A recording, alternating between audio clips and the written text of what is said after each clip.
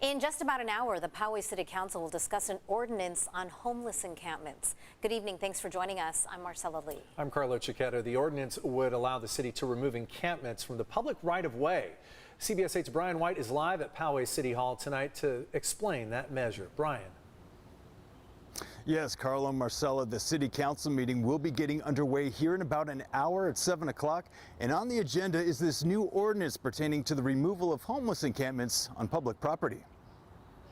I reached out to city council members and the mayor on this, but no one chose to go on camera ahead of tonight's meeting. But the city manager told CBS 8 the idea behind this ordinance started over concern by local moms who were repeatedly seeing people occupying the area in RVs and other vehicles around their children's elementary school. This ordinance is simply a tool for our toolbox to give the city the ability to protect public spaces for safe use by all.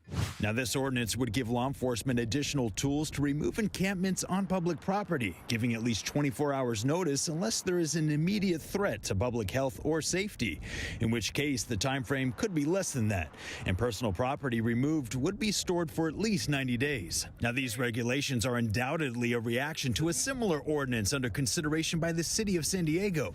The first page of the staff report says as much, quote, "The city of San Diego has recently stepped up efforts to abate public camping, which could cause homeless individuals to travel to Poway." I find it interesting that they're reacting, and they say right in there that this is in reaction to Mayor Gloria's encampment ban that they fear is going to push people out of the city, which is going to happen.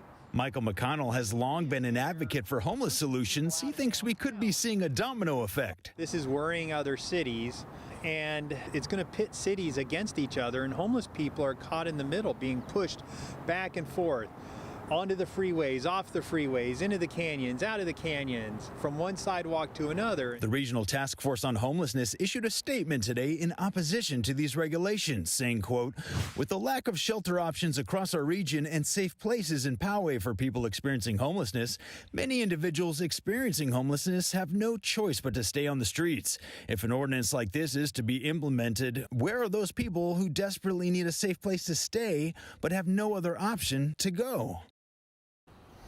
Now, I looked up the point-in-time count conducted last year by the Regional Task Force on Homelessness. They counted more than 8,400 unhoused people across the county, with only 23 of them here in the city of Poway. That's right, less than 24 people here in the city of Poway. That's a far cry from the city of San Diego, which they counted more than 4,800 people living on the streets.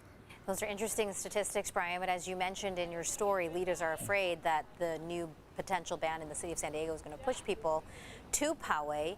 If this ordinance does pass, do you know when it could go into effect in Poway? Well, tonight is the first reading, and city staff told me that it will be coming back for adoption on July 18th. And if they adopted at that meeting, enforcement would begin 30 days after that. All right, we'll keep tabs on this one. Thanks so much, Brian.